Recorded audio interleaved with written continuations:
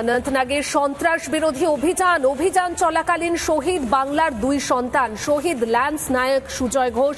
শহীদ সুজয় ঘোষ বীরভূমের বাসিন্দা। শহীদ ল্যান্স হাবিলদার পলাশ ঘোষ। শহীদ পলাশ ঘোষের বাড়ি মুর্শিদাবাদে। আজ দুজনের দেহ নিয়ে আসা হবে রাজ্যে। জওয়ানের বীরত্বকে কুর্নিশ ভারতীয় সেনার। প্রাকৃতিক দুর্যোগের মাঝেই কর্তব্যে অবিচল ছিল দুই জওয়ান। অনন্তনাগের সন্ত্রাস বিরোধী অভিযান আর সেই অভিযান চলাকালীন শহীদ বাংলার দুই বীর সন্তান। শহীদ ল্যান্স নায়ক সুজয় ঘোষ বীরভূমের বাসিন্দা। শহীদ হন ল্যান্স হাবিলদার পলাশ ঘোষের বাড়ি মুর্শিদাবাদে। আজ দুজন শহীদের দেহ আনা হবে রাজ্যে। জওয়ানের বীরত্বকে কুর্নিশ ভারতীয় সেনার।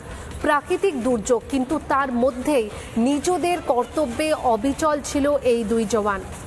অনন্তনাগে সন্ত্রাস বিরোধী অভিযান আর সেই অভিযান চলাকালীন বাংলার দুই সন্তান শহীদ হয়েছেন ল্যান্স নায়ক সুজয় ঘোষ। আর এই সুজয় ঘোষ বীরভূমের বাসিন্দা। আজকেই তার দেহ আনা হবে রাজ্যে। আর অন্যদিকে পলাশ ঘোষ শহীদ ল্যান্স হাবিলদার, তার বাড়ি মুর্শিদাবাদে। সন্ত্রাস বিরোধী অভিযান, সেই সময় প্রাকৃতিক দুর্যোগ, কিন্তু তার মাঝে নিজেদের কর্তব্যে অবিচল ছিলেন এই দুই জওয়ান। এবং সেই সময় যে সন্ত্রাস বিরোধী অভিযান চলছিল, সেই অভিযান চলাকালীন শহীদ হন বাংলার এই দুই বীর সন্তান। পরিবারে শোকের ছায়া।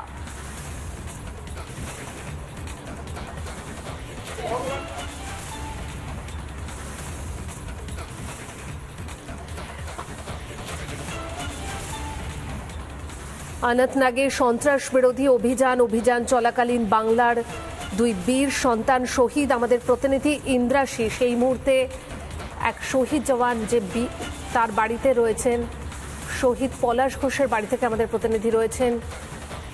পরিবারের শোকের ছায়া, কি ছবি, কি বলছেন তারা এই মুহূর্তে?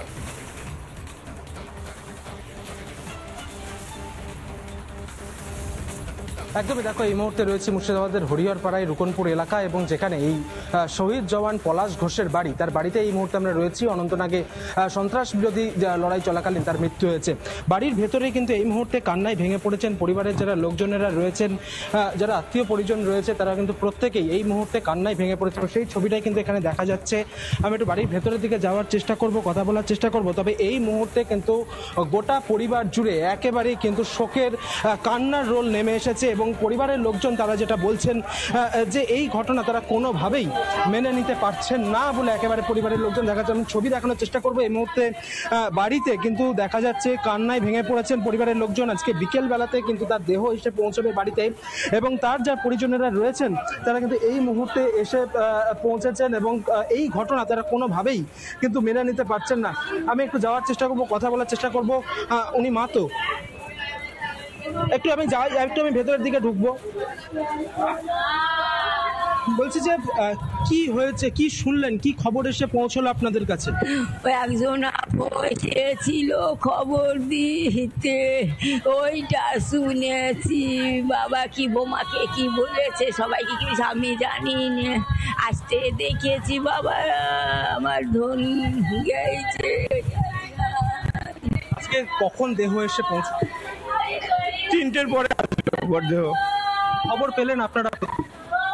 প্রথমে আমরা খবর পাই, আমার কাছে মেসেজ আছে যে মোবাইল নাম্বার চেয়ে, যে ওরা আবহাওয়া দুর্যোগের জন্য অপারেশনে যে বিচ্ছিন্ন হয়ে গেছে, তাদের সঙ্গে যোগাযোগ করতে পারছেন না, তাই বাড়ির মোবাইল নাম্বার নেবে এই করে। তারপরে অফিসার থেকে আমরা ফোন করি, ওনারা বলেন যে না ওরা ঠিক আছে।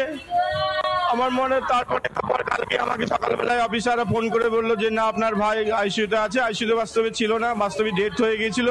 কিছুক্ষণের পরে আমাকে জানালো যে নাই, এই খবর।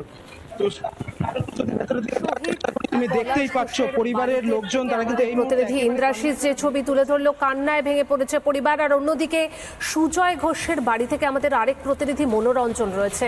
মনোরঞ্জন, পরিবারের শোকের ছায়া বলাই বাহুল্য, কি বলছেন তারা? হ্যাঁ দেখো, পরিবারের শোকের ছায়া বলাই বাহুল্য, এটা একদমই সত্যি। কারণ একটা তরতাজা প্রাণ দেশ সেবায় যে নিয়োজিত ছিল, তুষার ঝড় চলছে সেই সময় সন্ত্রাসবাদীদের মোকাবিলা, আর এখানে কিন্তু বীর শহীদ হয়েছে। দেখো গ্রামবাসীরা ইতিমধ্যেই কিন্তু সুজয়ের পোস্টার বিভিন্ন জায়গায় তারা লাগাচ্ছে, বীর শহীদ সুজয় ঘোষ, এবং সেখানে অমর রহে বলে লিখে দিচ্ছে। একটা তরতাজা প্রাণ। আমার সাথে সুজয়ের দাদা রয়েছেন। বলছি, কখন জানতে পারলেন দাদা? দাদা কান্নায় এই মুহূর্তে ভেঙে পড়েছেন, দেখতে পাচ্ছি আমরা। তার সাথে একটু কথা বলার চেষ্টা করবো। কখন জানতে পারলেন? 11:30 ফোন করেছিল।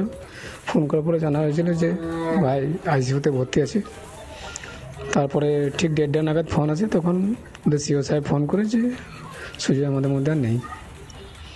তাই জন্য খুব শোকায়িত। পরিবারের লোককে সবাইকে বললাম, বাবাকে বললাম, বাবা এই বাবু। শেষ কখন জানতে মানে কথা হয়েছিল? শেষ আমার সঙ্গে কথা হয়েছিল শুক্রবার, শেষ কথা হয়েছিল যে দাদা আমি সার্চিং অপারেশনে যাব, তো কয়েকদিন ফোন বন্ধ থাকবে, আমার সঙ্গে কোনো কথা হবে না। দেখো, তার দাদা বলছেন যে শেষ শুক্রবার কথা হয়েছিল। আমি একটু কথা বলবো। বলছি, পুরো গ্রাম তো কার্যত স্তব্ধ হয়ে গিয়েছে সুজয়ের এরকম আকস্মিক প্রয়াণ। শহীদ হয়েছে সুজয়, কি বলবেন? সবার চোখে জল, সবার চোখে জল, সবার চোখে জল।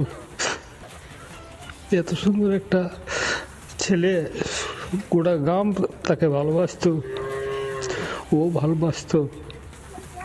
এসে গোটা গ্রাম একটা আনন্দের মধ্যে থাকতো, এই যে চলে গেল আমাদের ছেড়ে, এটা বিরাট মর্মান্তিক। সুজয়ের বাবা রয়েছেন আমার সাথে। বলছি কাকু, কিছু তো বলার নেই।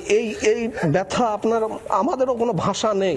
ছেলে শহীদ হয়েছে, দেশের জন্য শেষ পর্যন্ত লড়াই করে গেছে সন্ত্রাসবাদীদের বিরুদ্ধে। এটাই সব থেকে এই মুহূর্তে বড় পাওনা। আর কি বলবো আপনাকে, মানে বোঝানোর ভাষা আমার কাছে নেই। আপনি কি বলবেন? আমি বলবো একটি কথা বলবো যে দেশের জন্য আমার ছেলে শহীদ হয়েছে, আমার এটা খুব ভালো লাগলো। মনোরঞ্জন, কান্নায় ভেঙে পড়েছে বাবা। এই ছবি সত্যি ভাষায় প্রকাশ করা যায় না। পরে ফিরবো মনোরঞ্জন, ধন্যবাদ।